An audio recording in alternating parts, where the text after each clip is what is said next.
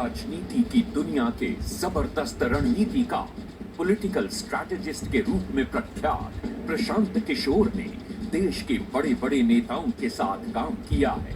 प्रशांत किशोर को पहली बार नोटिस किया गया जब उन्होंने 2014 में नरेंद्र मोदी को प्रधानमंत्री बनाने के कैंपेन की स्ट्रैटेजी बनाई, मार्केटिंग और जनसंपर्क का प्लान बनाया और मोदी की भारी जीत हुई।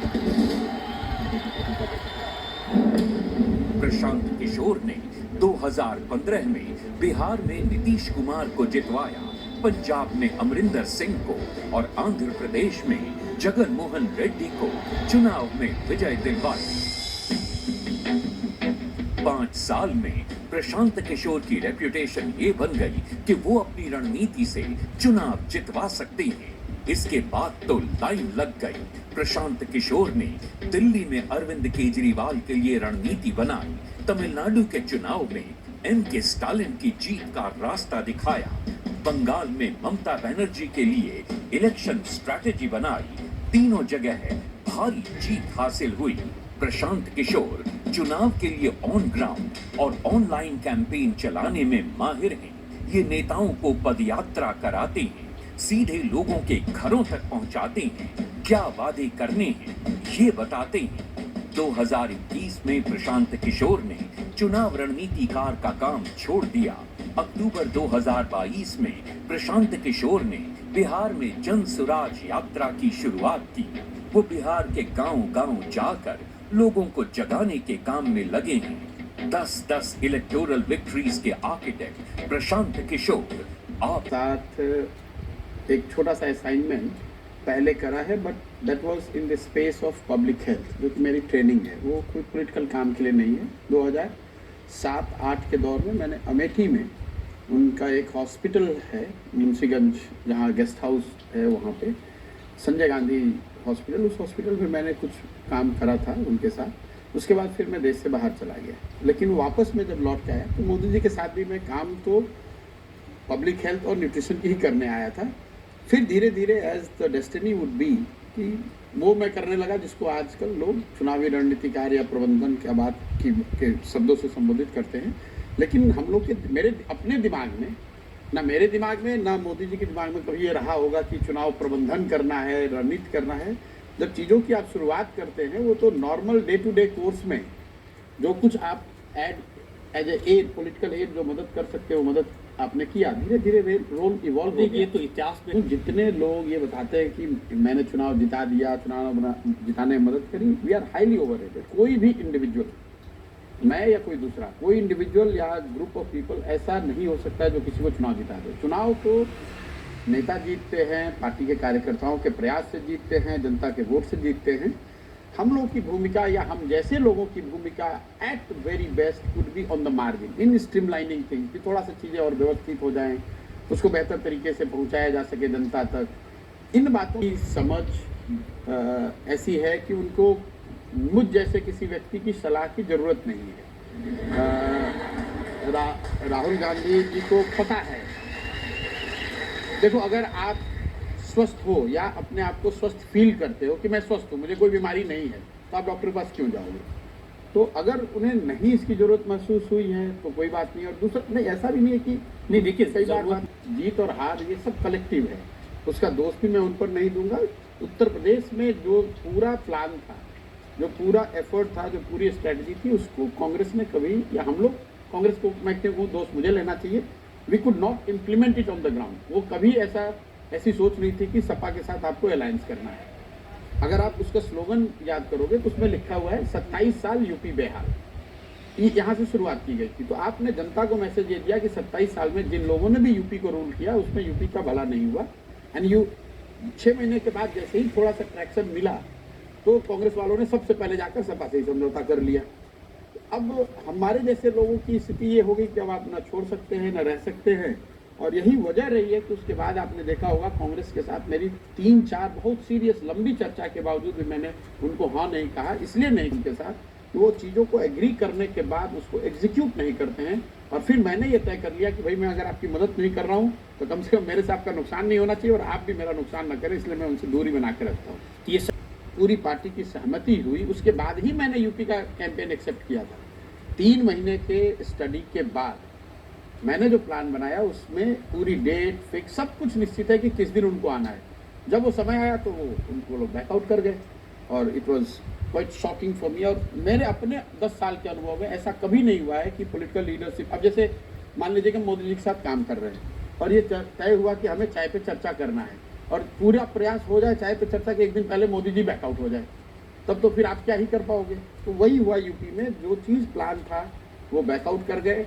और कभी आपको ये बात समझ मल्टीपल कारण हो सकते हैं। पहले से राहुल जी पॉलिटिक्स में हैं, वो सीनियर हैं और फैमिली का ये डिसीजन है कि Rahul Gandhi should lead it और उनकी जो समझ- सिक्का चल रहा है ये तो क्लियर है, ये तो इस पे कोई डिस्कवरी की बात नहीं है। लेकिन क्यों उसी को बार बार चला रहे, कई बार आप सोचते हैं कि वो सिक्का शायद एक बार अंधेरे में चल जाए।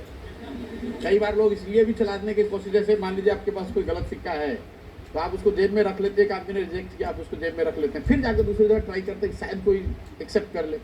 तो आपने तो इस बात हुई बंगाल इलेक्शन के बाद, तो कोई 11-12 घंटे तक मैंने एक ही पूरा जो कांग्रेस के रिवाइवल का जो मैंने प्लान बनाया था 10 साल का, वो किसी चुनाव को लेकर नहीं था।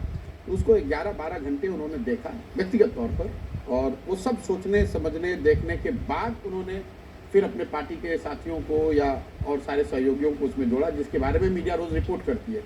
सोनिया गांधी ने जो प्रेजेंटेशन देखा वो तो किसी ने नहीं देखा, पूरा प्रेजेंटेशन वो 11 घंटे उन्होंने समय लगाए थे during covid period to see what my suggestion was. देखिए नहीं है, मैंने ये कहा था कि चुनाव मतलब हर अगला चुनाव कैसे जीता जाए इसकी चिंता छोड़कर 10 साल के रिवाइवल की एक प्लान बनाना चाहिए and we should stick to it, क्योंकि आपका जो डिक्लाइन है वो एक दिन में नहीं हुआ है, किसी एक लीडर की वजह से, एक कोई घटना नहीं है जिसकी वजह से आप बता दें कि कांग्रेस का डिक्लाइन हो गया है। कांग्रेस को अगर आप डेटा को क्लोजली देखेंगे, Congress has been in secular decline since 1985। बार लगता है कि कांग्रेस अभी हार गई, राहुल जी के आने के बाद हार गई, सोनिया जी के आने के बाद हार गई, ऐसी बात नहीं है।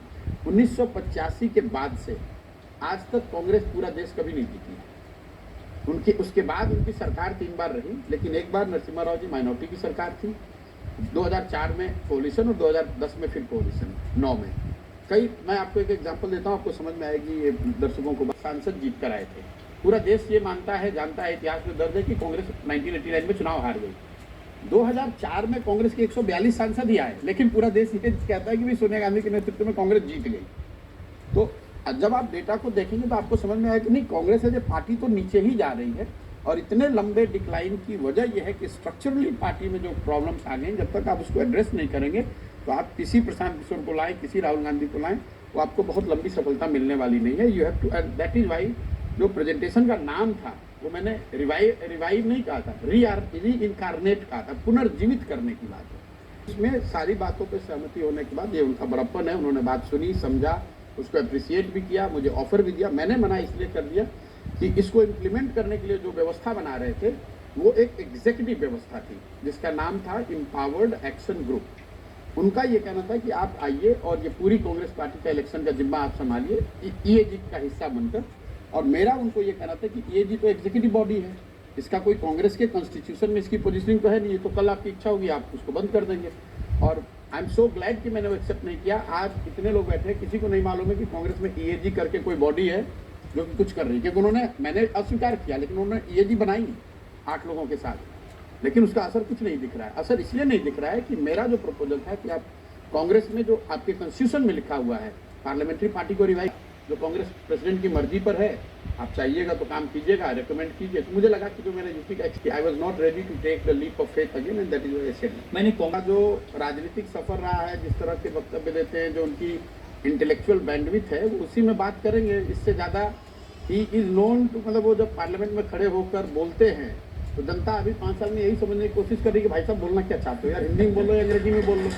तो अधीर रंजन चौधरी जैसे लीडर तो उस कमेटी के उस पूरे वार्तालाप का हिस्सा भी नहीं थे।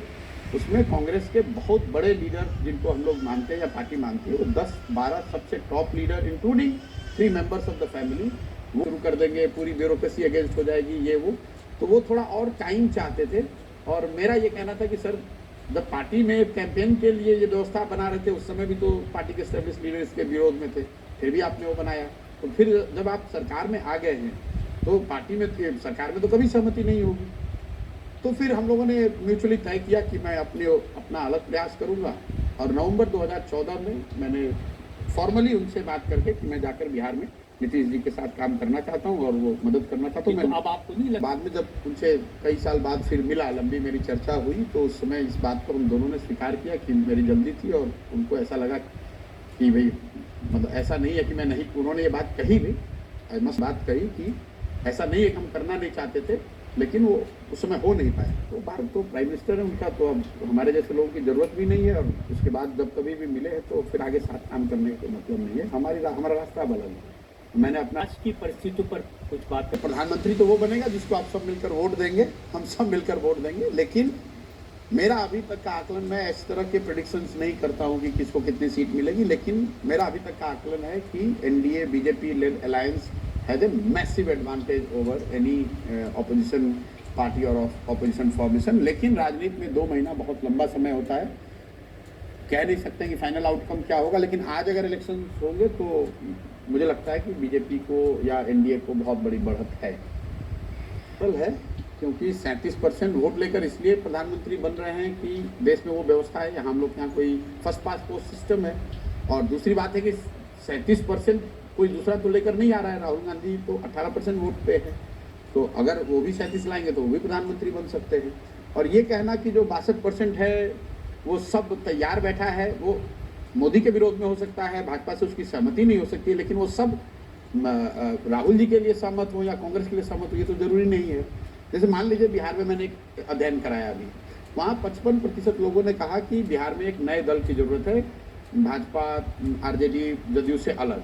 लेकिन मैं अगर ये एज्यूम कर लूँ कि बस 55% लोग प्रशांत किशोर को या जन स्वराज को वोट देना चाहते हैं, तो मुझे लगता है कि मेरे ओर से वो गलती होगी। बहुत सारे लोग उन विषयों पर कमेंट नहीं करता हूँ जिसमें मेरी कोई विशेषज्ञता नहीं है, क्योंकि वो गॉसिप है।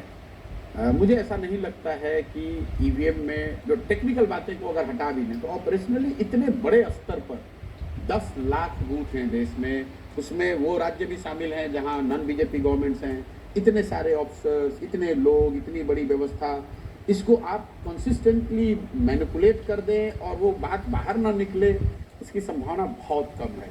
2% आ जाए तो एक बार को फिर भी सोचा जा सकता है, लेकिन जब जो नॉर्मल साइंटिफिक सर्वेज हैं, मतलब वो सही है गलत है छोड़ दें, लेकिन डायरेक्शनली वो कहीं ये नहीं बताया जा रहा है कि कांग्रेस की बहुत बड़ी बढ़त है या इंडिया की बहुत बड़ी बढ़त है। और ये I am talking about all surveys put together, अगर उसका आप एवरेज भी ले लें तो पिछले 10 वर्ष के सर्वे से बिल्कुल उलट नतीजे कहीं नहीं आए हैं।